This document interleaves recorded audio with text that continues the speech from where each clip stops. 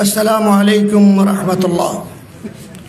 الحمد لله وحده والصلاة والسلام على من لا نبي بعده وعلى آله الطيبين وأصحابه الأكرمين وعلى أولياء أمة أجمعين. أما بعد، فقد قال الله سبحانه وتعالى في كلامه المجيد وفرقانه الحميد: ومن يبتغي غير الإسلام دينا فلن يقبل منه.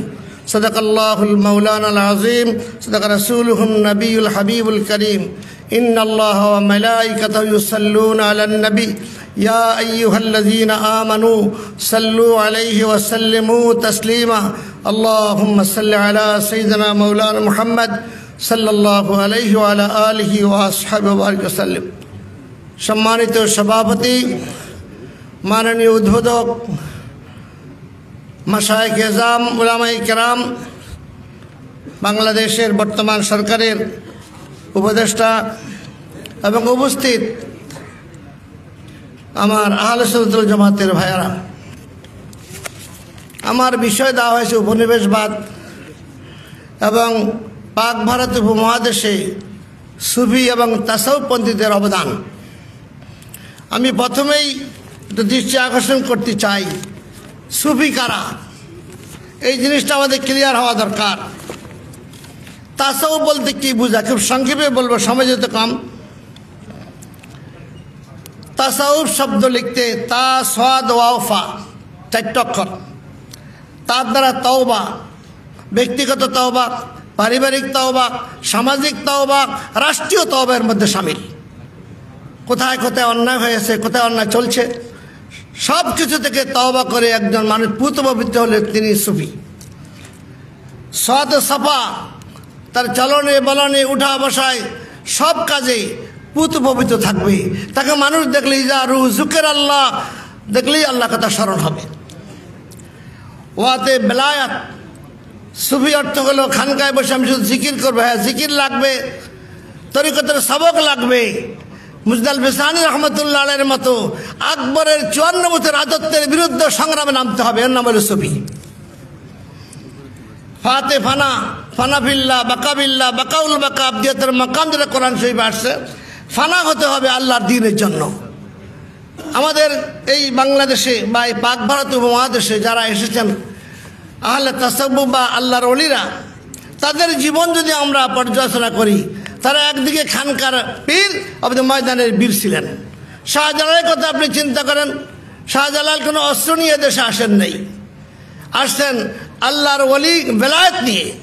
তার সাথে যারা ছিলেন সিফা নাসিরউদ্দিন সিফা সালাহ সহ, তারা সবাই একত্রিত বলছেন, হুজুর এই আপনার রাজার বিরুদ্ধে, পিতৃরাজের বিরুদ্ধে, গরগোবিন্দের বিরুদ্ধে আমাদের যুদ্ধ করতে অস্ত্র লাগবে, অস্ত্র দিয়ে পারবা না।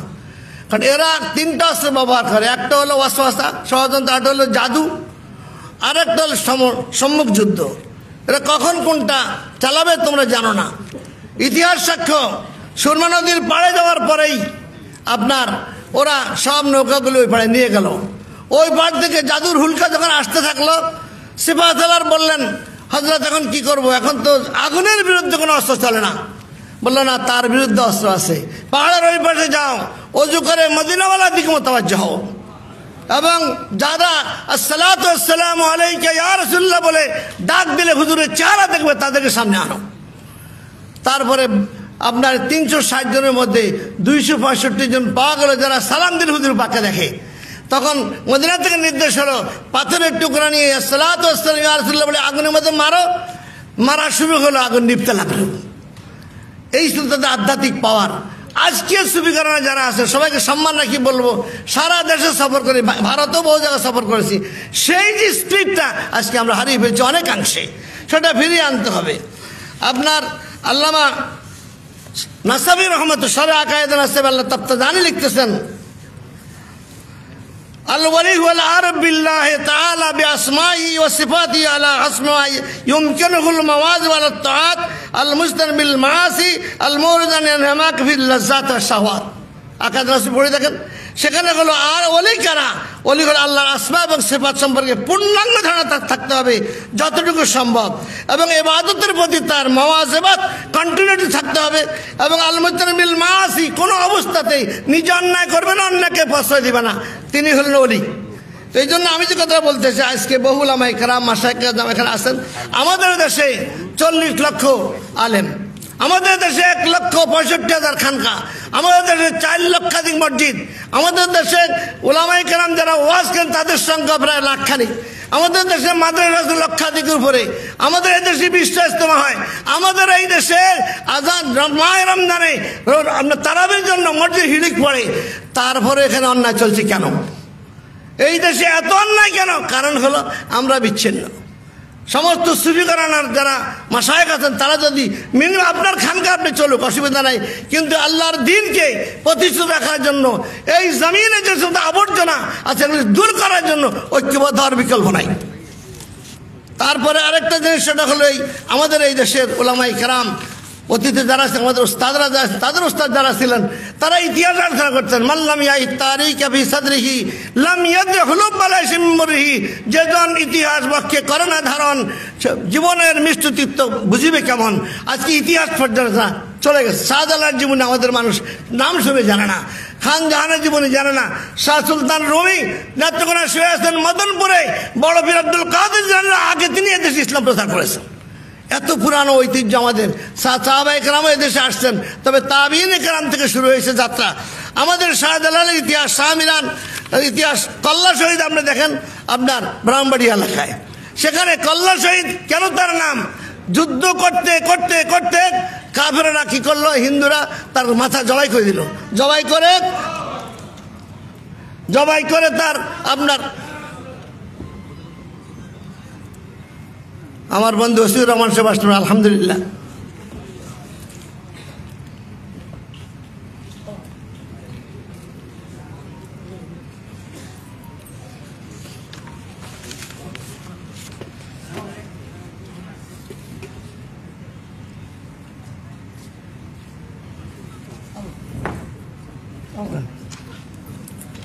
আলহামদুলিল্লাহ।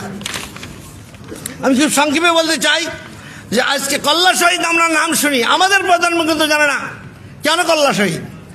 সুরমার ওই পাড়ে তাকে শহীদ করে দেওয়া হলো, মাথাটা পানিতে ফেলে দেওয়া হলো, মাথা ভাসতে ভাসতে এই পাড়ে আসলো, হিন্দু ভদ্রলোকের জালের মধ্যেই মাথা উঠলো, মাথা কথা বলতেছে।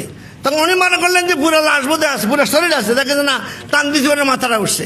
সেই মাথাটা পাথরের উপর রেখে তিনি ওখানে যে বক্তব্য রেখেছেন, সেই বক্তব্য শুনে 16,000 লোক ইসলাম গ্রহণ করেছে। আপনি মাকদুমুস দৌলা শাহাদাতপুরে শুয়ে আছেন, ওনার মাথা হলো আপনার রাজশাহীতে, ওনার শরীর হলো শাহাদাতপুরে। কেন হলো?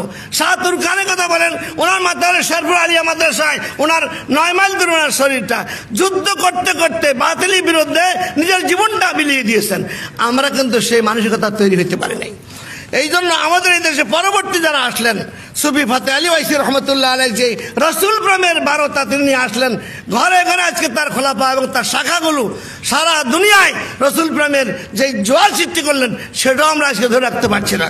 আমাদের এই দেশে যখনই আপনার খাস ফজলুল্লাহ খায়রে বাহাদুর কথা বলতেছেন, তিনি আন্দামান দ্বীপে বন্দি অবস্থা অত্যন্ত বলিষ্ঠ আলেম ছিলেন। আমরা মেরকাত পড়েছি ক্লাসে, ওনার লেখা। তো আপনার সেই ফজলুল্লাহ খায়রে বাহাদুর রহমতুল্লাহ আলাইহি তিনি কি করবেন, আলেমদের ইতিহাস কিভাবে লিখবেন? কাফনের কাপড় সাথে ছিল, ছোট ছোট গাছ ছিল, গাছকে পোড়াইয়া সে গাছের সেই কয়লা দিয়ে তিনি রেখেছেন, সেটা হলো আজাদী আন্দোলন আলেমদের ভূমিকা। এত চমৎকার এবং অত্যন্ত লোমহর্ষক আলেমদের ইতিহাস আজকে আমাদের দেশে পড়া হয় না। মহিউদ্দিন খান সাহেব অনুবাদ করছেন, মাদারিয়াতে পাওয়া যায়। এই খায়রে বাহাদুর রহমতুল্লাহ আলাইহি পরবর্তী টাইমে দেখেন আপনার কারামাত আলী জৌনপুরি, যার তত্ত্বাবধানে, যার আন্দোলনে প্রায় 2 কোটি লোক ইসলাম গ্রহণ করেছে। আবু বকর ফুরফুরি রহমতুল্লাহ আলাইহি, যার আন্দোলনে এবং যার তৎপরতায় 1100 খলিফা ওনার সারা পাক ভারত এসে প্রায় 10,000 মাদ্রাসা তখন প্রতিষ্ঠা করেছেন।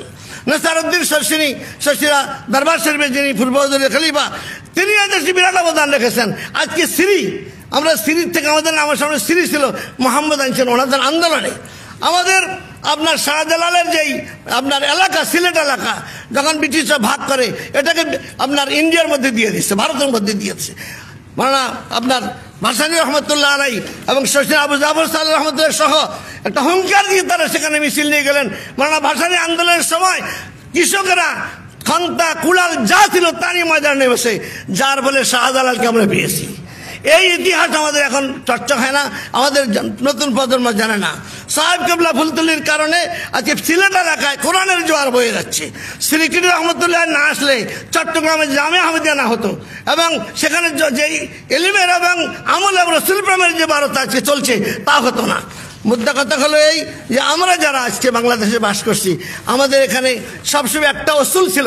সেই অসুলটা হলো আহলে সুন্নাহ আকীদা এবং তরিকাত তাসাউফের চর্চা। হঠাৎ করে ভিতরে ঢুকে গেল একদল যারা বলে মাযহাব মানে না, মাযহাব মানে না, মাযহাব মানে শিরক। সারা দুনিয়ায় যা মুসলমান তার আপনার শতকরা 70% উপর হানাফি মাযহাব এবং সাহাবী সব মিলাইয়া।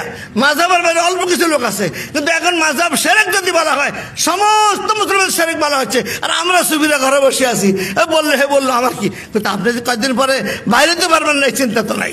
তারপরে বলা হলো যে আপনার আল্লাহ সশরীরে চেয়ারে বসে আছেন, নাউজুবিল্লাহ। এই মুজাসসিমা আকীদা আজকে আমাদের ঘরে ঘরে প্রচার চলছে। আরেক দল বের হয়েছে ঈসাই মুসলমান, আপনার যারা ঈসাই মুসলমান নাম দিয়ে ঈসা আলাইহিস সালামের বৈশিষ্ট্য কোরআনে তুলে ধরে মুসলমানকে বেদিন বানানো হচ্ছে। আরেক দল বের হয়েছে বাহাই, যারা বাহাউল্লাহকে আল্লাহ বলে। আমাদের ময়মনসিংহ বিরাট কেন্দ্র, কাদিয়ানী তো আছেই। দেখেন এইভাবে চতুর্দিকে আমাদের মুসলমানদের কোণঠাসা করার জন্য আন্তর্জাতিক ষড়যন্ত্র চলছে। আর এই দেশের কিছু এজেন্টরা রাত দিন কাজ করে যাচ্ছে। আমি যে কথাটা বলবো, আজকের অনুষ্ঠান অত্যন্ত গুরুত্বপূর্ণ। এই মুহূর্তে যদি আমরা একত্রিত হয়ে ঐক্যবদ্ধ না হই এবং রাষ্ট্রীয়ভাবে যদি আমরা নেতৃত্বে আসতে না পারি এবং আমাদের ঐক্যবদ্ধ শক্তি দেখাতে না পারি, তাহলে আগামী দিনে খানকাগুলি ভাঙা শুরু হয়েছে। দেখছেন না, ওটা মসজিদগুলি ভাঙা হচ্ছে। এবং আমার বাসার পাশেই সুফাতে ফসিউদ্দিন আহমদের মাজার হাজার হাজার মানুষ আসতো। শুক্রবারে জুমার নামাজের পরে ঘোষণা দিয়ে ভেঙে চুরমার করে দেওয়া হলো, এবং জায়গায় জায়গায় মাজার ভাঙা হচ্ছে। এই যে আল্লাহর মাজারে কি দোষ, সেখানে যদি শরীয়ত বিরোধী কাজ চলে, ওলামায়ে কেরাম নিয়ে কমিটি করে শরীয়ত বিরোধী কাজগুলি বন্ধ করেন, কোনো সমস্যা তো নেই। এবং আমরা কোনো ভণ্ড এবং শরীয়ত বিরোধী কাজকে সমর্থন করি না, কিন্তু মাজার যিনি আছেন তার তো অবদান অনেক, তাকে আপনি কেন আপনার বেইজ্জতি করতে যাবেন? আরেকটা হলো আপনারা দেখেন সারা দেশে 1800 প্রিন্সিপাল, মুহাদ্দিস এবং স্কুলের প্রধান শিক্ষক এদেরকে ছাত্র দিয়ে জোর করে জেল লেটার নেওয়া হয়েছে। এই ছাত্ররা এই বেয়াদবি শিক্ষক থেকে এর জোর প্রতিবাদ আমি দাবি করছি, যাদেরকে জোর করে রিজাইন লেটার নেওয়া হয়েছে তাদেরকে পুনর্বহাল করার জন্য। তারা কি অপরাধ, যদি কেউ অপরাধ করে থাকে, কেউ জানে সেটা বিভাগীয় বিচার হবে, কোনো সমস্যা নাই। কিন্তু জোর করে কয়েকটা ছাত্রকে, বেয়াদব ছাত্রকে দিয়ে সব রিজাইন লেটার নেওয়া হচ্ছে। এই সংশয় চলতে থাকে। আগামী দিনে কোনো ভালো লোক প্রতিষ্ঠানে প্রধান হতে যাবে না। এই জন্য আমি বলবো, আজকে সুফিকরণে যারা আমরা আসি, অলিয়াদের জীবনে আমাদের সিলেবাস আসা দরকার, কারিকুলাম আসা দরকার। আমি অনেক কষ্ট করে ইউনিভার্সিটিতে, আরবি বিশ্ববিদ্যালয়ে তাসাউফ 100 নম্বর কম্পালসারি করে গেছি, অনার্স এবং ফাজলে, এবং আকাইদ 100 কম্পালসারি করে গেছি।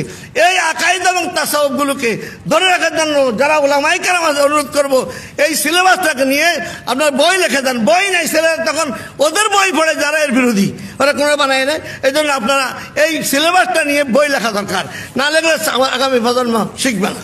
আরেকটা জিনিস মারাত্মক আকার ধারণ করছে আমাদের দেশে, সেটা হলো টুপি লাগবে না, জামা লাগবে না, এই লাগবে না, সেই লাগবে না, এমনি ইসলাম চলবে। অর্থাৎ ইসলামটাকে এমনভাবে চিত্রিত করা হচ্ছে যেইভাবে আপনার মুসলমানদের শেয়ার, মুসলমানদের যে আপনার নিয়ম নীতি অসুল, মুসলমানদের যে লেবাস সেটাকে ধূলিসাৎ করা হচ্ছে। আর একদল ভণ্ড তাপস যারা তাসাউফের নামে আমাদের ইসলামকে কলঙ্কিত করছে, তার বিরুদ্ধে আমাদের কথা বলতে হবে। এই জন্য আমি যে কথা শেষ করতে চাই সেটা হলো, যাদের অবদানে আমরা টুপি, যাদের অবদানে দাড়ি, যাদের অবদানে জামা, যাদের অবদানে মসজিদ, যাদের অবদানে মাদ্রাসা, যাদের অবদানে আজকে আমাদের ইসলামী সংস্কৃতি, সব কিছু ধূলিসাৎ করার জন্য কোটি কোটি হাজার কোটি টাকা আজ খরচ করা হচ্ছে এবং প্রতিষ্ঠান বানানো হচ্ছে কোটি কোটি টাকা খরচ করে। কাজ কি? কাজ হলো হানাফিদের বিরুদ্ধে কথা বলা, কাজ কি মাযহাবের বিরুদ্ধে কথা বলা, কাজ কি আরবি সালাম আলাইকুম শিরক হবে। আগে বলতে হারাম, এখন বলে শিরক। তারপরে কাজ কি, নামাজের মমনিয়ত দেওয়া যাবে না। এগুলি নিয়ে যেগুলি মানুষের ইসলামের প্রতি মানুষের আগ্রহ সৃষ্টি করে সবগুলি বেদাত শিরক ফতোয়া দিয়ে আজকে তারা ময়দান দখল করছে। আর আমরা সুফিরা জায়গায় জায়গায় বসে আমার খানকা নিয়ে আসি। হ্যাঁ, খানকা নিয়ে থাকেন, কিন্তু চোখটা একটু খোলেন, কয়েকদিন আপনি খানকাতে বসতে দেবে না। আপনি খানকা থেকে বের করে আপনাকে রাস্তা আনবে, তখন আপনার সাথে কেউ থাকবে না। এজন্য আমি বলবো যারা এই উদ্যোগ নিয়েছেন তাদেরকে ধন্যবাদ জানাচ্ছি যে আপনার এত এমন একটা সময় এই কনফারেন্স ডাকছেন যে এই সময় অত্যন্ত প্রয়োজন। এখন একটা মুক্ত পরিবেশে আমরা আছি, যেই দেশে সিলেবাসের মধ্যে লিখেছে ছাত্রদেরকে যে দর্শনীয় স্থান কোথায়, উত্তর হলো দিনাজপুরের কান্তজির মন্দিরে। যেই দেশে সিলেবাসে লেখা হয়, বইতে লেখা হয়েছে ইন্ডিয়ার একটা অত্যন্ত পবিত্র স্থান আছে, ওখানে তোমরা গেলে অনেক কিছু শিখতে পারবে। আমি চার্ট দিয়ে দেখলাম সেখানে 9টা মন্দির আছে। এইভাবে সিলেবাস কারিকুলামের মধ্যে হিন্দু বানানোর জন্য, হিন্দুয়ত প্রতিষ্ঠা করার জন্য আপ্রাণ চেষ্টা করা হয়েছিল। আল্লাহ রহমত, আমি তো মানে আল্লাহ রহমত ছাড়া হয় নাই। ছাত্র বন্ধুগণ এবং ওলামায়ে কেরাম সবাই সমন্বিত, জনগণ সমন্বিতভাবে এই যে বিপ্লব সাধন করেছে, এটা একটা আল্লাহ রহমত। কোনো রাজনৈতিক ব্যানার কি ছিল? কোনো রাজনৈতিক ব্যানার ছিল না, কোনো নেতা ছিল না। এই রাজনৈতিক নেতা আমাদের ছাত্র ভাইরাই কোরবানি 3000-এর উপর ছাত্র যারা শহীদ হয়েছেন তাদেরকে স্মরণ করা দরকার। আমাদেরকে যারা আহত হয়েছেন তাদের দোয়া করা উচিত, চতুর্গুলো সহায়তা করা দরকার। কারণ একটা মুক্ত পরিবেশে এখন যদি আমরা জেগে না উঠি, এখন ঐক্যবদ্ধ না হই এবং রাষ্ট্রীয়ভাবে দেশের সর্বত্রভাবে যদি আমরা আমাদের প্রভাবটাকে বিস্তার করতে না পারি, এই দেশে মাদ্রাসাগুলি থাকবে না, তাসাউফবন্দি মাদ্রাসাগুলি থাকবে না, রোহানি যে মাদ্রাসাগুলি সেগুলি থাকবে না, খানকাগুলি ধ্বংস করা হবে। মাজার ভাঙার জায়গায় তো মাজার শাহজালালের মাজার ভাঙতে গিয়েছে। যেভাবে ওয়াহাবিরা রসুল পাকের মাজার ভাঙতে গিয়ে যখন একটা লোক শাবল মারল রসুল্লাহর মাজারে, সে অবশ্য হয়ে গেল। নুরুদ্দিন জঙ্গি হুঙ্কার দিলেন রসুল পাকের যদি মাজার শরীফে একটা বালুকণা নড়ে আমি ধুলিস্যাৎ করে দেব। তারপরে থামছে। সেখানে আলবানি সাহেব ফতোয়া দিলেন এই মাজারটাকে উঠাইয়ে নিয়ে বাকিতে নিলে মানুষ শিরক থেকে মুক্ত হবে। তো এই জন্য আমি যে কথাটা বলতে চাই, এরা শিরক বেদাতের গ্রাস লাগিয়ে আমাদের ইতিহাস ঐতিহ্য সব নষ্ট করে দিচ্ছে। আমরা যদি ঐক্যবদ্ধ না হই, আমরা সোচ্চার না হই, তাহলে আগামী দিনে এই যে তরিকা তাসাউফ থাকবে না, খানকাহ রাখতে পারবেন না। ওয়াজ মাহফিলে বাধা শুরু হয়ে গেছে, আমি দেখছেন কিনা? ওয়াজ মাহফিলে যখনই ইয়া নবী সালামের কাছে বাধা দেওয়া হচ্ছে, যখনই সালাতুল ইয়া বলা যাবে না, এটা শিরক। এইভাবে রন্ধ্রে তাদের সংখ্যা কিন্তু বেশি নয়, তাদের সংখ্যা অনেক অল্প। আমরা অনেক, এখনো 76.9 আহলে সুন্নাত আমাদের লোক বাংলাদেশে বাস করে, কিন্তু আমরা ঐক্যবদ্ধ না হওয়ার কারণে, যোগাযোগ না থাকার কারণে আমাদের এই দুরবস্থা। আমি বলবো সুফিয়ানে কেরাম যারা আছেন, মাশায়েখ কেরাম, ওলামায়ে কেরামকে সমন্বিত করে একটি কমিটি হওয়া দরকার। মাজারগুলো এবং মাজার কমিটি এবং খানকাগুলো সমন্বয় সাধন করে প্রত্যেক জেলায় জেলায় কমিটি হওয়া দরকার, যে আমরা পরস্পর সহায়তা করব। কোনো দরবার দোষ থাকলে, শরীয়ত সম্বন্ধে দোষ থাকলে আমরা গিয়ে তাকে বুঝাবো যে আপনার ভাই এই 5টা পয়েন্ট ঠিক আছে, এই 2টা একটু সংশোধন করে নেন। আমরা যাইনি কোনোদিন তাদের কাছে, বলে এই বেদাত করতেছে, তো তার কাছে গেছি আমরা কোনোদিন? এই জন্য আমি ওসিউর রহমান সাহেবকে বলবো এবং ওলামায়ে কেরাম তাদেরকে বলবো, সবাই মিলে একটা জাতীয় কমিটি করেন, তার আন্ডারে জেলায় জেলায় কমিটি করেন, যেন কেউ মাজার ভাঙতে তো দূরের কথা কাছে আসতে না পারে, কেউ খানকা ভাঙতে কাছে আসতে না পারে। আর আগেকার খানকাগুলি ছিল ইউনিভার্সিটি, খানকা ছিল বড় বড় মাদ্রাসা। খানকা বেশিরভাগ খানকা এখন ইলম শূন্য, আর পীর সাহেবদের ছেলেরা এখন আলেম হয় না। এটা দুর্ভাগ্য। আপনার ছেলেকে আলেম বানান, খানকাগুলোকে ইউনিভার্সিটি লেভেল নিয়ে আসেন, বড় মাস্টার লেভেল নিয়ে আসেন, এলমি চর্চা করেন। জ্ঞান বিজ্ঞান প্রযুক্তি আজকে আমাদের অগ্রসর হতে হবে। সায়েন্স টেকনোলজি আগে না পড়লে আমরা কথা বলতে পারবো না, সেই দিকে আমাদেরকে পদক্ষেপ নিতে হবে। পরিশেষে আমি যে আহ্বানটা করব সেটা হলো, আমরা দলে কম নই, আমরা সংখ্যায় কম নই, আমাদের অর্থনীতিতে আমরা দুর্বল নই। শুধু প্রয়োজন হলো আমি আর আমার, এই দুই শব্দকে ধারণ করতে পারে নাই। আমি বড় হুজুর, আমি বড় পীর, আমি ধ্বংস করতে না পারার কারণে কেউ কাউকে মানতে পারছে না।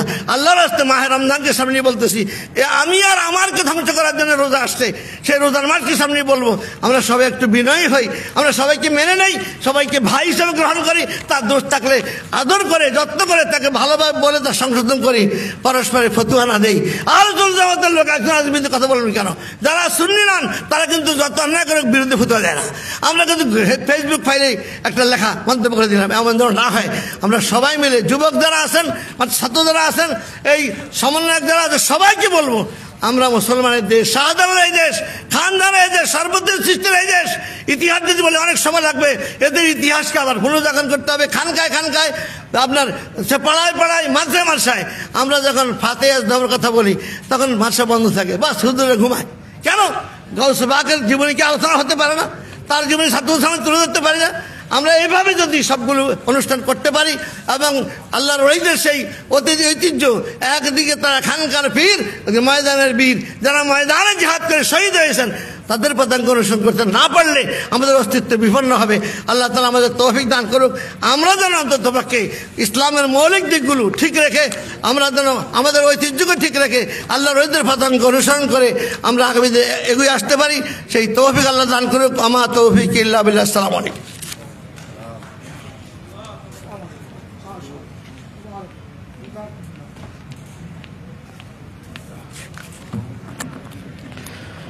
অসংখ্য ধন্যবাদ অধ্যক্ষ ডক্টর AK মাহবুবুর রহমানকে। আমাদের মাঝে এসে উপস্থিত হয়েছেন আমাদের আজকের অনুষ্ঠানের মুখ্য আলোচক আল্লামা মুফতি সৈয়দ মোহাম্মদ ওসি রহমান আল কাদেরী, সাবেক অধ্যক্ষ জামিয়া আহমদিয়া সুন্নিয়া কামিল মাদ্রাসা। এছাড়াও আমাদের মাঝে এসে আমাদেরকে ধন্য করেছেন মহিউদ্দিন লতিফি পীর সাহেব অলিতলা দরবার শরীফ। এছাড়াও আমাদের মাঝে এসেছেন আনম মাসুদ হোসেন আল কাদেরী, বিশিষ্ট শিক্ষাবিদ। অনুষ্ঠানের এই পর্যায়ে আমি আজকের অনুষ্ঠানের মুখ্য আলোচকের বক্তব্য নিয়ে আসার জন্য বিনীত অনুরোধ জানাচ্ছি অধ্যক্ষ আল্লামা মুফতি সৈয়দ মোহাম্মদ ওসি রহমান আল কাদেরীকে।